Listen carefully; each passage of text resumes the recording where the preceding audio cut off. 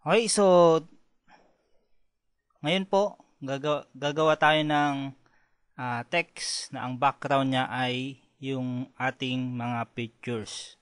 So unang-una, open nyo lang po yung isang picture na gusto nyong gawing background ng text or ilalagay nyo dun sa loob ng text, and be sure po our foreground color is black. Okay? So para pag gumawa tayo ng text layer, natin natin yung text layer. So pili tayo ng medyo solid na font. So Arial Black. So okay na. So yung matataba po yung font dapat yung piliin natin para kitang-kita natin yung kanyang background or fill na picture. Okay, so gawa tayo. So size natin, lakayan lang natin ng konti. Piso.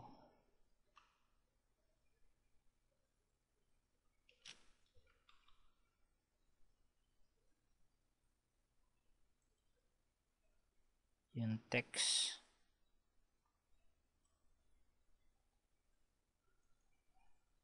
So dapat black po yung kanyang kulay, no?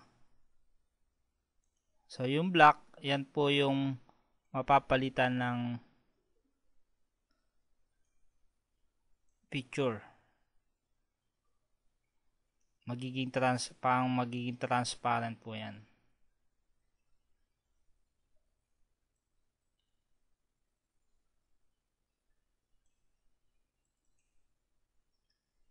Okay, so meron na ho tayo. So ang gagawin lang na ho natin, siyempre yung JPEG po natin is a background layer. Double click lang po natin yung kanyang thumbnail. And just press OK. Para maging layer 0 lang siya. Okay?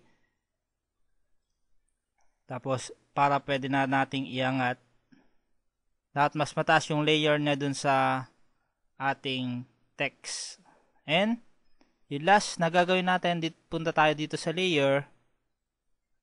Or pindutin natin yung kanyang shortcut na Ctrl-Alt-G. So, or punta na lang tayo dito, create clipping mask. Okay? So, ayan na po yung effects. Yung natira kaninang black.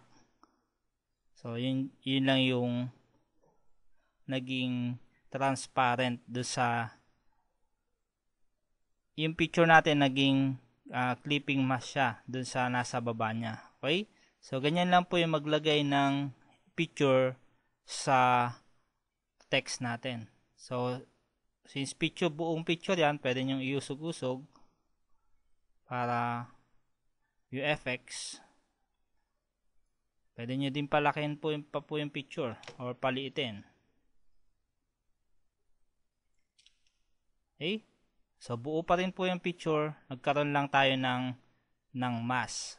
Okay? So, as you notice, naka-indent po yung ating layer 0 kung nasaan yung picture dun sa T. Okay? So, that signifies a layer mask. Okay? Kung saan nyo man gagamitin. So, good luck. I hope you learn from this technique.